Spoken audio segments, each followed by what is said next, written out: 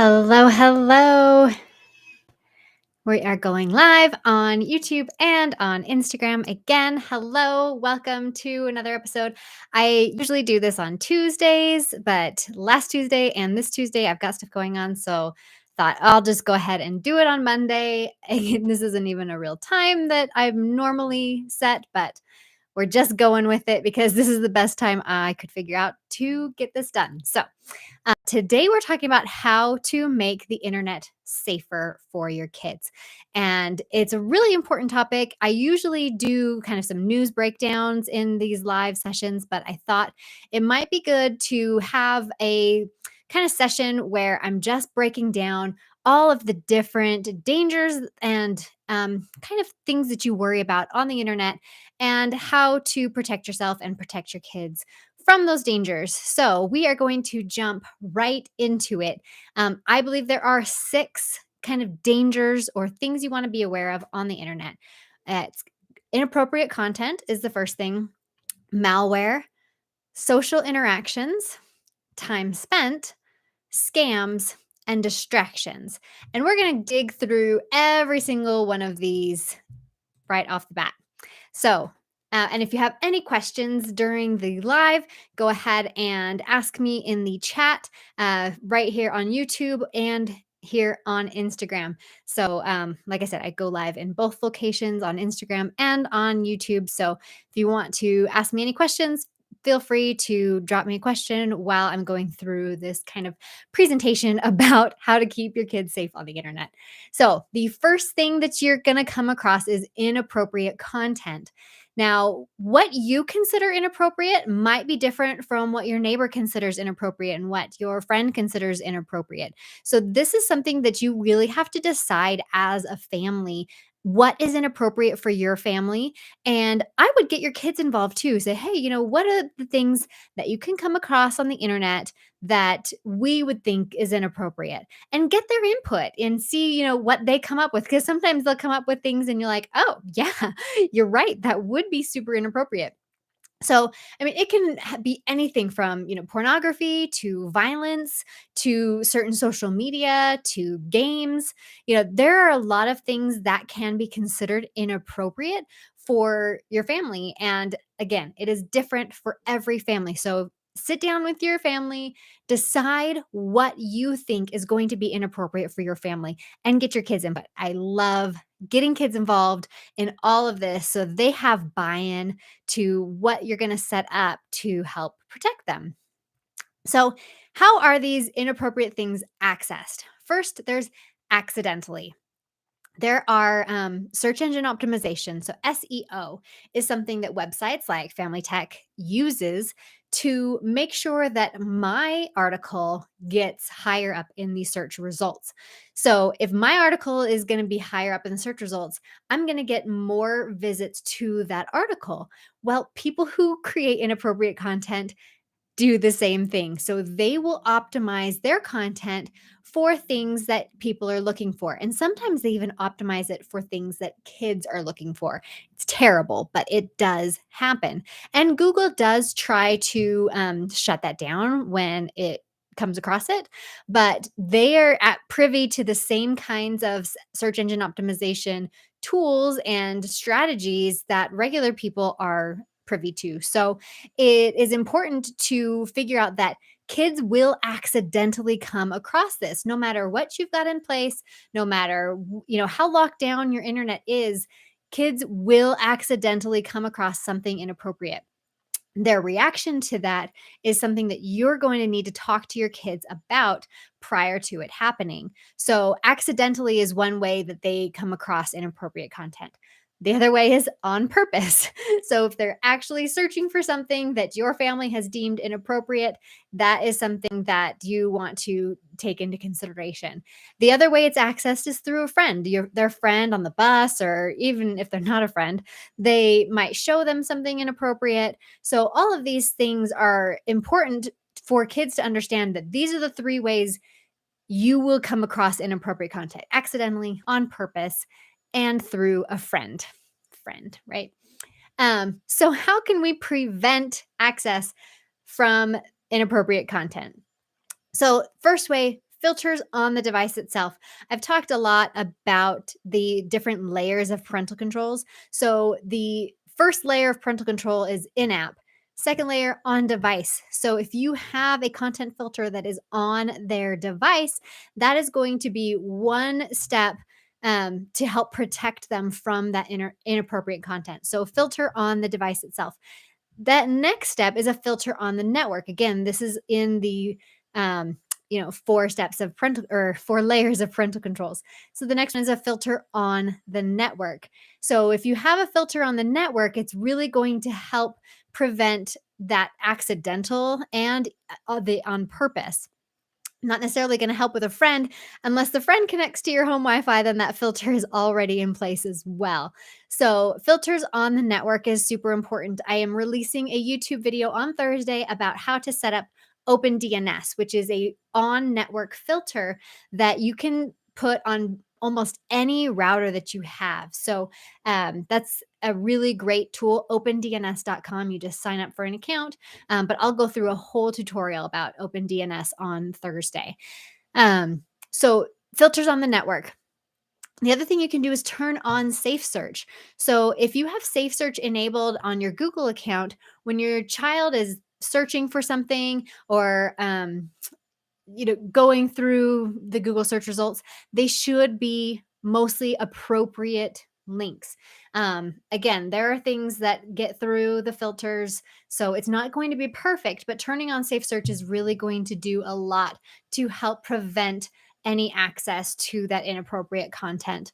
And then, like I was saying, if your child has a friend over that has a device, guest access on the network is going to be really important. So if you have a guest network and you have filters set on the guest network, they're not going to be able to get past that when they're in your home. Again, they can get around it by using data, a VPN on their device. Just depends on how closely their parents are monitoring what's going on their device. So those are the ways that you can prevent access from inappropriate content.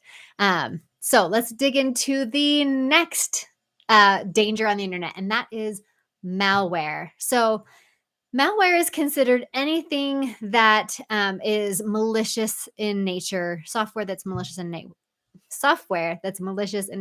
So you've heard of spyware, you've heard of ransomware, viruses. These are all considered malware. So adware is kind of software that on your computer where it is you pay for it basically because it's running ads on the software. It can also install something that will pop up ads on your browser as well. So that would be considered adware. Viruses are just like it sounds. They get installed on your computer, they multiply, and they infect the computer with different payloads. So it's going to delete things or it's going to do something. So that's a virus. Ransomware will actually lock up your computer completely or lock up your files so that you have to give somebody, the attacker, money. And when you give them money, they give you the keys to unlock your PC and unlock your files. Now, 50% of the time, you don't actually get the code to unlock your files. So, the best way to help protect yourself against ransomware is frequent backups. But we'll get into how to protect yourself on that in just a second. So, how does your computer get malware? I get this question so much. Like, hey, how did I get this, virus on my computer as I'm cleaning up different people's computers and things like that? So this is what I tell them is sometimes visiting sites that you go to all the time, they can get infected. So if I have a website, familytechzone.com, and an attacker attacks my website and puts in malicious payload, then as you browse my website, that payload gets downloaded to your computer. You could have gone to Family Tech Zone every day for the last, 5 years. Well, my website's been around since 2009. So every day for the last, 10 years.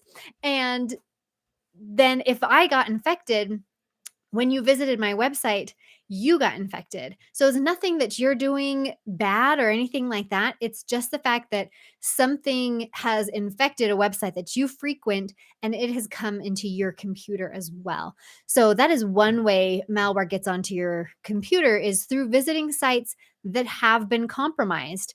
And it's hard to tell if it's been compromised just because you've been to the site before. Sometimes if you go to the site, it looks maybe a little off or something like that. So, there are a lot of ways that websites can get hacked that can end up infecting your computer. So, you want to help. I mean, there's nothing really you can do about that, but just be aware you can install antivirus. But I keep getting ahead of myself. We'll get into how to protect yourself in just a second.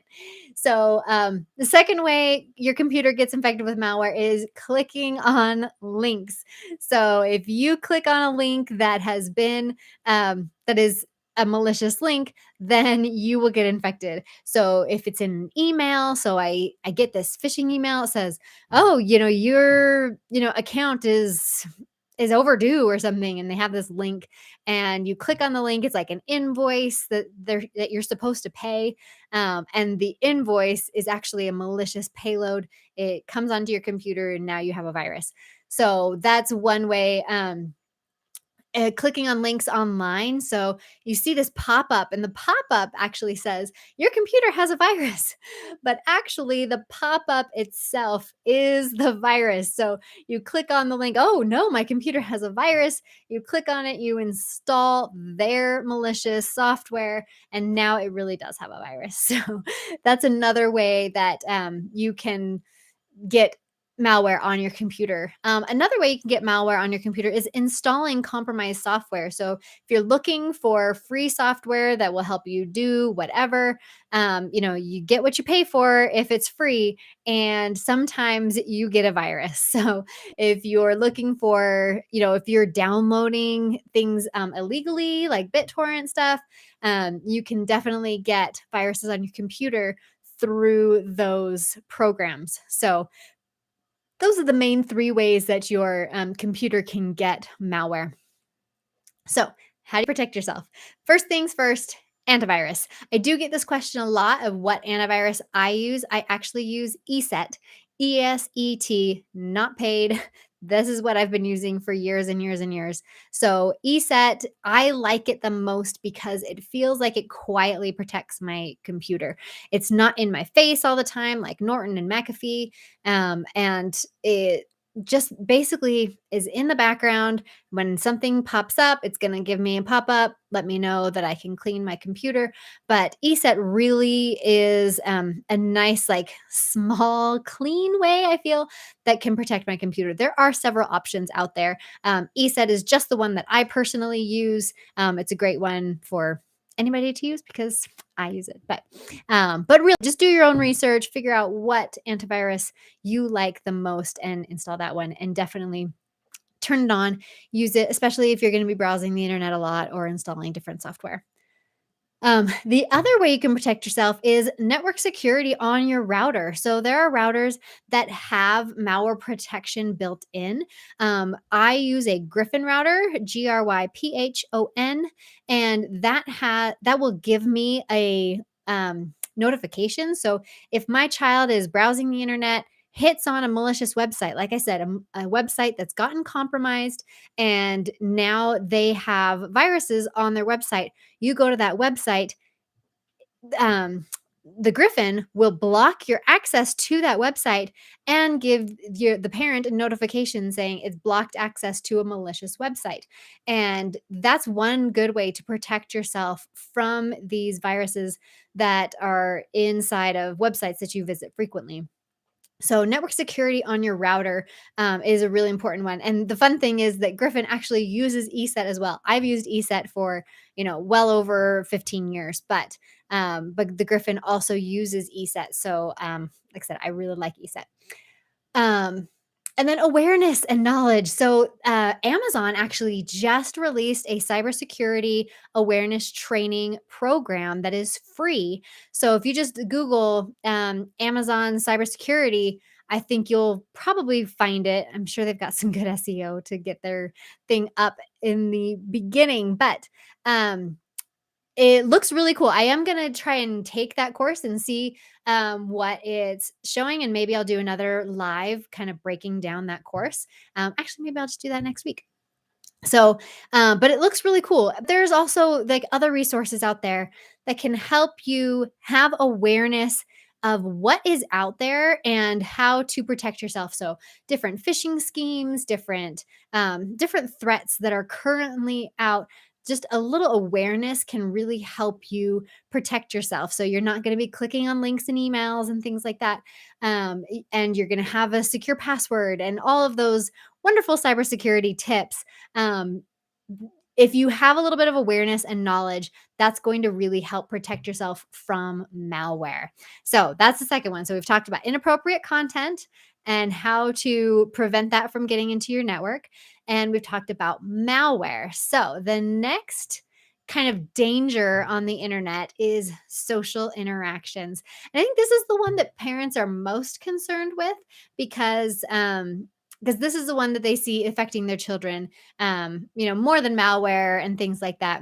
Oh, spell the name again. Griffin. Gryphon. You were close, Crow Katie. Gryphon is the name of the router that I use. And then if it's, oh yeah, so Griffin, yes. Sorry. And then ESET is the antivirus. ESET. I wasn't sure what you were asking to spell, but ESET is the antivirus. Griffin is the router. Yes. Good job.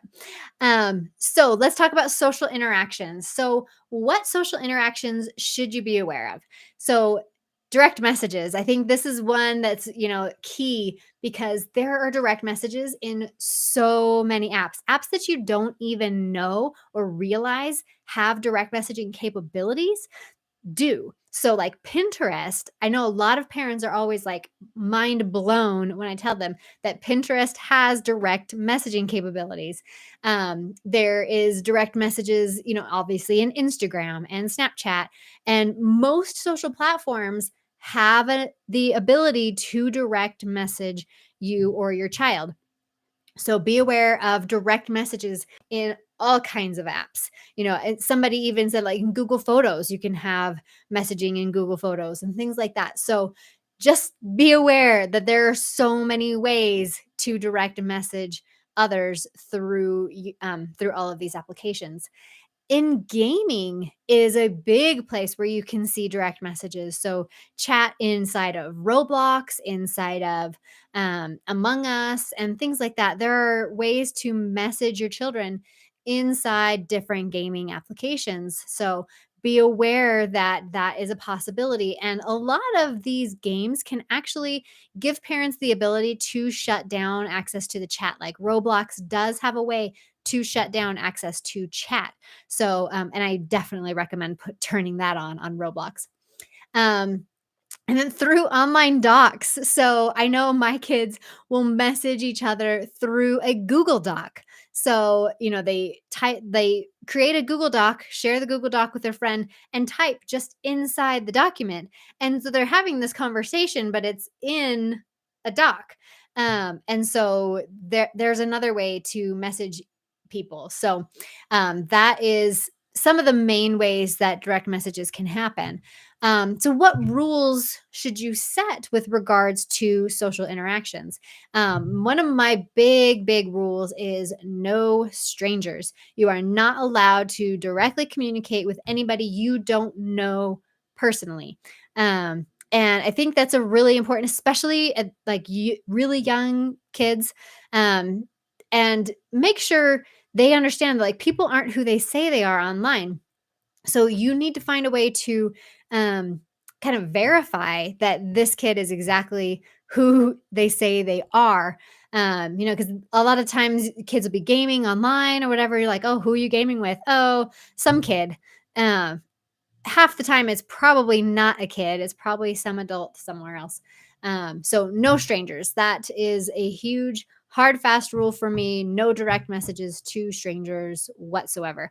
Now, with games like Among Us, you can chat with strangers, but that chat is really locked down. So I would just say any free chatting, and it's actually part of the game. Like you need to chat in order to play Among Us. And I mean, it's a great game. I really do enjoy playing that game with my kids and stuff. But um, you know, the chat is limited to basically gameplay. So that one's fine. Like they can chat with strangers in that situation. But if they do end up chatting publicly, then no public personal information. So you don't say your name, you don't say what city you live in, you don't give out your phone number, you don't give out any of your social accounts, like say, oh, here's my Instagram account or here's my Snapchat or anything like that. No public personal information. So my kids, they know that, you know, anything they post online, they cannot send any of that information. So any personal identifiable information, big no in this house. And then no inappropriate behavior. Again, sit down with your kids and figure out what is inappropriate for your house, for your family, and then have them agree to, I will not send pictures of myself with no clothes on. I will not um do this, or I will not use curse words. Maybe curse words are okay in your house. So you guys figure out what is okay for your house and then set that there will be no inappropriate behavior in these social interactions. Now, this is the big question I get. Can I monitor or block these interactions? So there are ways that you can do that. So you can block apps. You can sometimes block apps from the device itself. Again, with the 4 layers of parental controls. You can also block apps at the router level. So at the Wi-Fi router, you can say, okay, you can't access Instagram or whatever. So you can block the apps completely, and then there will be no social interactions on that app. Um, you can limit the apps from the device itself, like I said. So from the Wi-Fi router, we go with the 4 steps of parental controls. Um, they cannot, or you have instructed them not to send those things. I am not sure what that is in reference to. Um, can you clarify? Um, so Yeah, so you can block or limit the apps from the device, and then you can monitor social accounts. So, especially on an Android device, you have a lot more ability to see into those social interactions.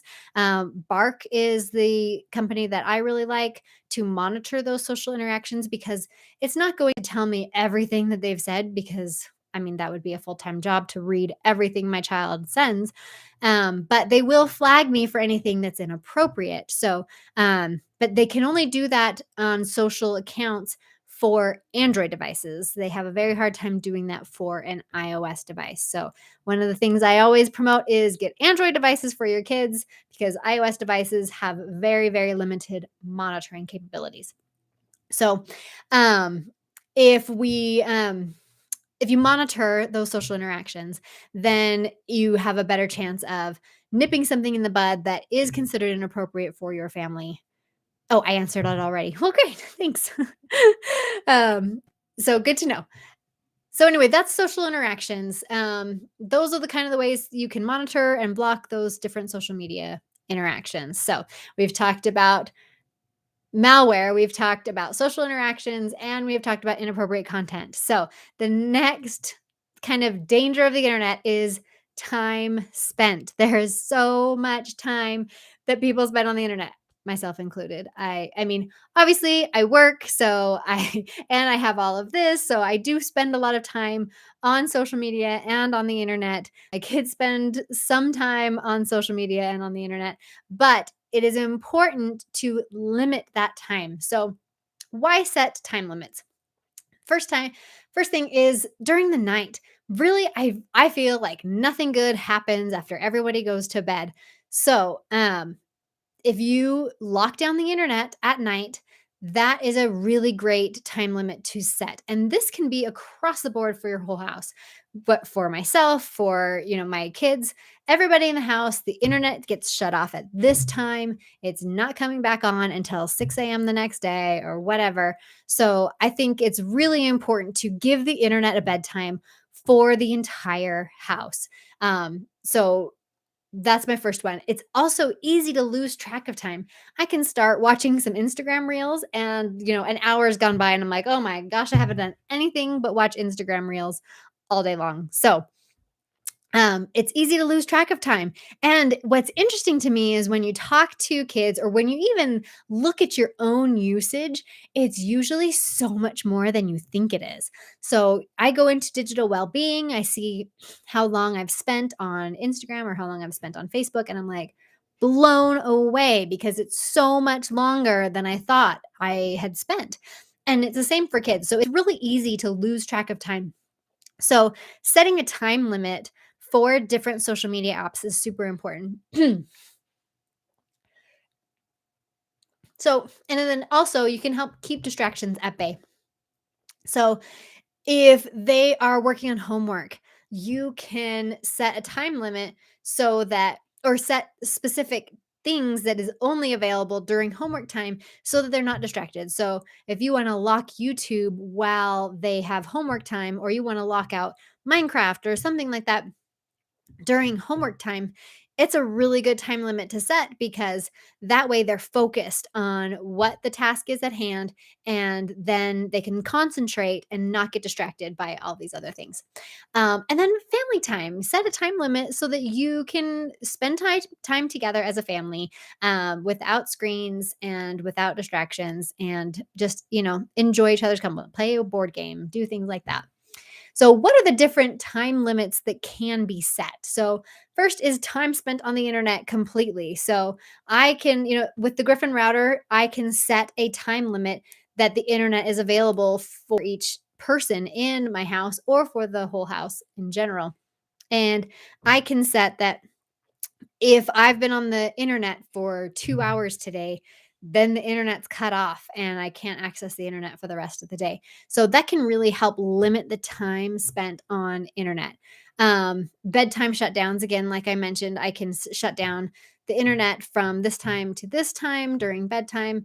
And then homework time, like I already mentioned, you can set it so that you only have certain websites available during homework time. And then on demand, your kid gets in trouble or anything like that, you can shut down the internet. I use a Griffin. There is a lot of different parental control type routers available now. My personal preference is the Griffin. I can just shut down the internet at any given time to a specific user. So it only shuts down their devices and I can keep using the internet. So I really use that when they're in trouble and or they're getting bad grades or things like that. I can shut down access to specific users and specific devices. So if I'm like, okay, you can't play the PlayStation online for, the week. This is your punishment. I can shut down the internet to that specific device without shutting down the internet to the whole house. So that's some time limits that can be set. So how can I tell when my child is spending too much time on the internet? I do have a reel about this, about the different red flags of if your child has, been spending too much time with technology. One of them is just a change in behavior. If they're getting easily agitated, things are frustrating them more. That is a really big red flag that they need to be done with technology for the day. So I really like to. Oh, awesome. Just plugged on the Griffin last night, trying to figure it out. If you have any questions, as you're trying to get that set up, please reach out to me. I will totally help you get all that set up. But yeah, so behavior changes. So if they're really agitated easily, that is a big red flag. If they seem really tired, if they're not getting enough sleep, that's another big red flag that they're spending too much time online.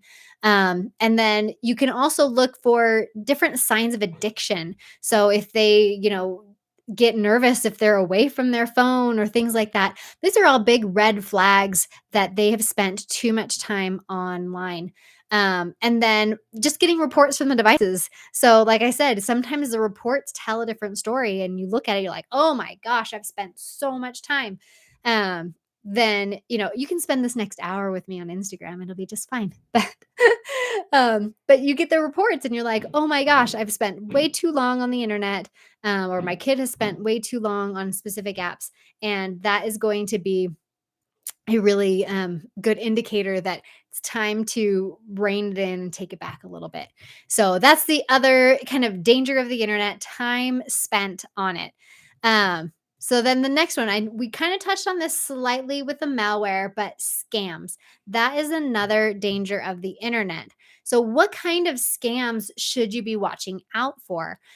First one, phishing attacks. A phishing attack is when somebody sends you an email or a message that is very it's trying to fish for information. So they're going fishing for information, and they say, you know, "Oh, hey, your Facebook account has been compromised. Click here to log in, or give us your username and password, and we can fix it for you, or whatever." So phishing attack is phishing for information, whether it's phishing for your login credentials, or it's phishing for financial information or personal identifiable information like your social security number or things like that. Those are all considered phishing attacks. Um, Another scam to watch out for is spear phishing attacks. We'll skip this for next one. So spear phishing attacks is very targeted. So what a spear phishing attack is they do research on you first, and then they attack. So they will go to your Facebook profile, or they will go to your LinkedIn profile, find out who your boss is, and send you an email from your boss that is trying to get you to purchase gift cards or purchase something and send it over to them as your boss, or get information about your company because they are your boss. Um, and it's very targeted because you think, "Oh, like, who's gonna spend the time to figure out who my boss is to send me an email?" Like, that doesn't even cross your mind usually until you get this email and you're like, "This sounds really weird, doesn't sound like my boss," or anything like that. So, spear phishing attacks use information that you put online to attack. So, this is also seen with on Facebook a lot if you're giving out information that can be used as security questions to get password reset. So that can happen with a spear phishing attack. So there's a lot of ways that we put information online that people can use to us. So be aware of that. So don't put any information online that can be used as a like password reset tool. So what I do for my password reset questions, I usually make up answers. Obviously, I have to remember what my made up answers are, but like my favorite vacation spot, I will put in an imaginary location. That way, they don't know where that locate. Like they'll type in Hawaii, but it's an imaginary location, so they would have a hard time getting that. Or say my dad's middle name is Dr. Pepper. I'll just say Dr. Pepper. My dad's middle name is Pepper, and I put in that my dad's middle name is Coke instead. I know what I said is my dad's middle name, even though it's not really my dad's middle name, so that people using social engineering can't get access to reset my password because they know those answers to those questions, because they don't know those answers because I made them up. So that's another really good way to kind of protect yourself from spear phishing attacks. Um, Pop-up notices or ads, like I mentioned before, it pops up and it says, "You have a virus," and you really don't have a virus. You click on it and you install that virus. And then purchasing hard to find items. This is a really easy way to get scammed. Purchases in general online is a really easy way to get scammed. So if you are looking for a PlayStation 5, which is going to be super hard to find this holiday season, and you see somebody online selling a PlayStation 5, really easy way to get scammed. Definitely stick to traditional purchasing methods: Walmart, Target, Best Buy, et cetera, et cetera, et cetera, directly from the manufacturer. Sony is releasing some cues and things like that. So make sure that if you are purchasing something online, that you kind of vet them. Um, Another one that I mentioned in a reel is when I'm selling something on the classifieds, somebody will say, "Oh, I want to make sure you are real. And so I'm going to send you a code and you send me that code." So this is a Google voice code scam. And what they're really doing is they're trying to use your phone number to verify a new Google Voice number so that they can have a legit phone number to scam other people. So once you give them that code, they will take over I mean, it's not necessarily taking over your phone number, but they will create a Google Voice phone number with your phone number as a verification, and so you will have a hard time creating a Google Voice phone number, and your phone will be attached to that scammer's phone number. Is PayPal a safer way to pay websites you don't know very well? Um, I would say yes, because you have recourse. PayPal has a really easy way to report that you have sent it to somebody um, that didn't give you your stuff, and if they don't respond, they will refund your money. So PayPal does have really good recourse of action, but if your credit card company also has good recourse, then it's going to be a moot point. Because you can also report that information to your credit card, say I didn't get this item, and then they can refund your money as well. So I would just make sure that whatever website you're purchasing something through, just make sure that you would have recourse if it doesn't pan out. So whether you can report it through your credit card company or you can report it through PayPal, it's kind of aces either way. So, um, and please, anybody else that has questions, feel free to totally jump in.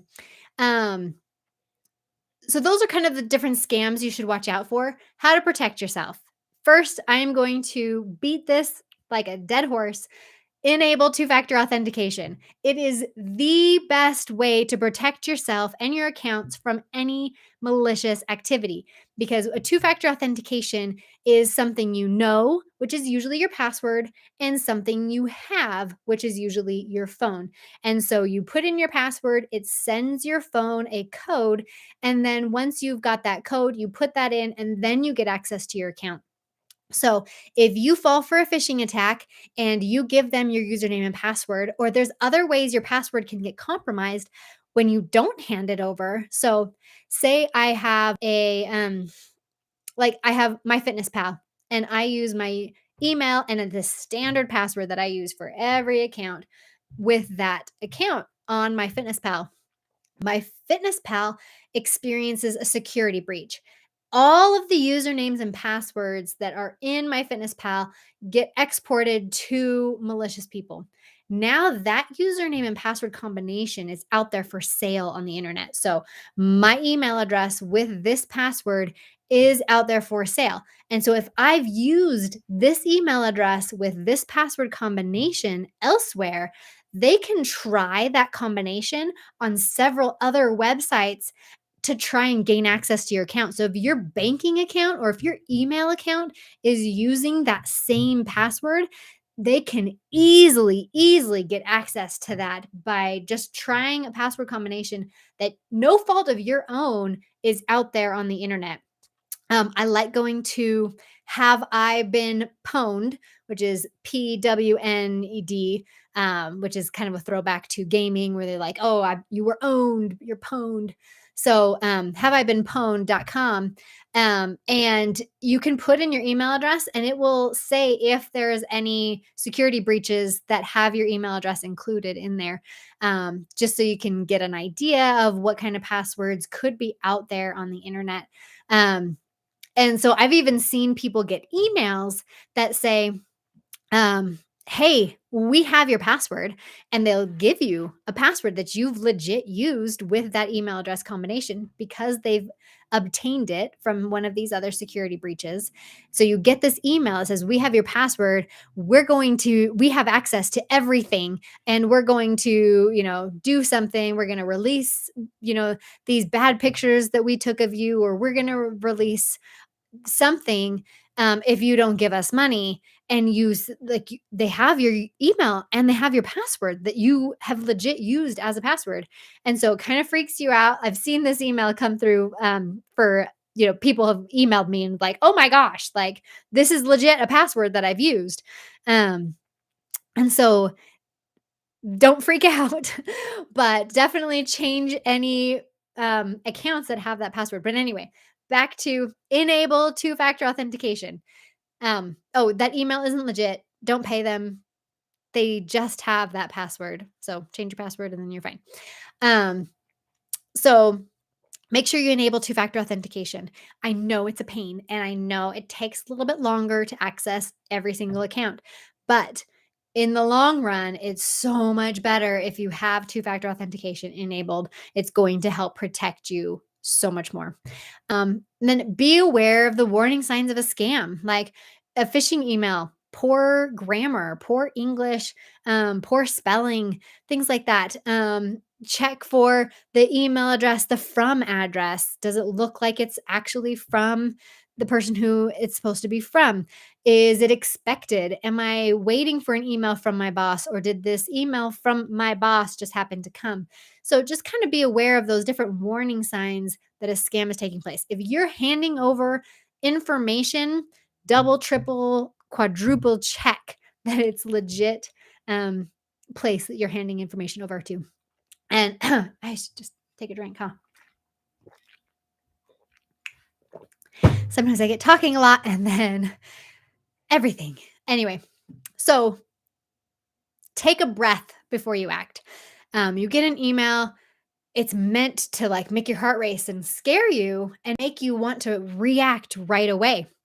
So if you pause, think about it, take a breath, figure out, is this legit? Maybe do some Google research, figure it out, take a breath before you react. Because if you're just going to react, then they've almost got you. And then verify the sender for anything that is not expected.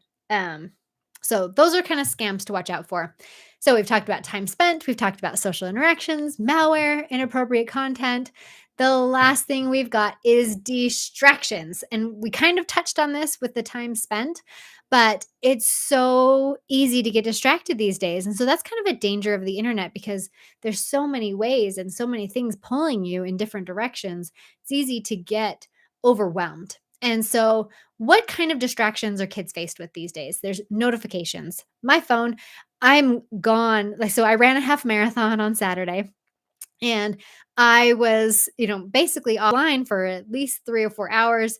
It took me 2 hours to run the half marathon. It took like an hour up at the starting line where there was no service, et cetera, et cetera. So by the time I crossed the finish line, I had so many notifications on my phone. Um, and that's just in a span of like 4 hours. So notifications, easily distracted by notifications. Easy access to favorite sites. I mean, I can just go to my favorite site really quickly, and it's easy to switch back and forth between homework and my favorite sites. Games, big distraction there. Social media, streaming videos, YouTube, Hulu. There's so much to entertain, so much to distract. So, excuse me. So, how can you reduce distractions? First, set times aside when only certain sites are available. Like I said, with the homework time stuff or focus time, make sure that when they're supposed to be focused, they only have access to the sites that will help them get that job done. Put devices on do not disturb to prevent notifications. I do this for myself. So my phone automatically goes on do not disturb every night at 9 o'clock. It doesn't turn back on until 6 a.m. because I don't want any notifications during that time frame. You can set it on your phone, so if there's an emergency somewhere, like I can have emergency contacts that can get through whether I'm on do not disturb or not. So, it's really just going to help prevent notifications during that time. I would also disable notifications to any apps that don't require immediate attention. So, my email, I usually try and respond to very quickly. So, I want to be notified when I get a new email because I need to respond to that. Work stuff, like if I'm in my work chat, I need to be notified about those work chats. So, I keep those notifications turned on, but I will disable notifications for other applications that don't need an immediate response. And I can just go to those applications when I have time, when I am available. So, putting devices on do not disturb and preventing notifications is really going to help with distractions online. Um, and then block access to favorite apps on personal devices and make them only available in a family space. So if your child is spending too much time on YouTube on their phone or on their tablet, make YouTube only available from a TV or something like that, a smart TV or a computer that's in a public area. And then that way they're not falling down a rabbit hole and it's kind of out in the open and everybody can see it. So giving different devices different tasks can really help with those distractions. So, I won't watch YouTube on my phone, but I will watch YouTube on my TV, things like that. So, it can really help compartmentalize different things so that okay, I'm not distracted by this. I can just focus on what I want to be focused on. So I did touch on the layers of protection. I'm just going to go over that one more time. So on device is kind of the first area of protection, and that can include in-app controls. So TikTok has their own parental controls. Roblox has their own parental controls. So make sure you understand what the apps that your kids are using have in with respect to parental controls. Can I limit time spent? Can I limit interactions? Things like that. So definitely check out the in-app controls. Next is built-in controls and filters. So, for iOS, you have screen time, set up the family sharing, and set up those content filters and things with screen time. Android devices have Google Family Link, so that's free, and you can set up controls and filters through that as well. Additional filters and controls from third parties. So, like I mentioned with Bark earlier, I will link Bark in the YouTube. Because, like I said, I'm live on YouTube and on Instagram right now. So I will link a discount code for Bark on my YouTube channel. And you can click on the link in my profile on Instagram, and there is a link there for Bark discount code. And that's going to notify me of anything concerning in any of these social media applications, especially for an Android device. An iOS device is not going to have as much window into that. But third party controls, super helpful. And then on device, you can also force the device back to the home network. So Griffin has something called Homebound, where you can install it on your child's device, and it basically forces the device with a VPN back to the home network, so it's still on that protected network. And then protections on your network is the next layer. So a router with built-in controls, like I mentioned. Griffin, actually, I see Griffin Social just joined. So Griffin is a built-in router with parental controls, and that can help protect you on the router level. You can filter content from the network to protect all devices, including gaming systems, including uh, smart TVs, all of the above. So, having it on the network is super important. And then you can also add layers. So, I also add OpenDNS to my Griffin, and that gives me another layer of filtering and protection. And then advanced security to detect malicious intrusions, block access to infected sites. Like I said, the Griffin does that. So, that is definitely what I recommend to help protect your kids from the dangers of the internet. We'll break it down one more time. We've gone through the 6 different areas that you want to be aware of, and the 6 dangers of the internet: distractions, scams, time spent, social interactions, malware, and inappropriate content. Um, you're welcome. So, just got a comment. Thank you for sharing your wisdom with us. Like I said, I've been in IT for over 20 years. Oh, no, not over 20 years, almost 20 years. I've been in IT for 19 years. And so I have spent a lot of time with technology, helping set it up and making it safe for businesses, also making it safe for your kids. So, hopefully, um, this helped you out a little bit. I actually usually do this presentation in person. I'm kind of going through my whole presentation that I usually go through. But like I said, next week I will break down this new Amazon cybersecurity awareness training. Super excited to look into that. I try and go live every Tuesday. It's Monday. I know. We'll see. So hopefully next Tuesday is when I'm going to go live again. Again, I go live on Instagram and on YouTube. So make sure you're following me in both locations, and we will see you next week.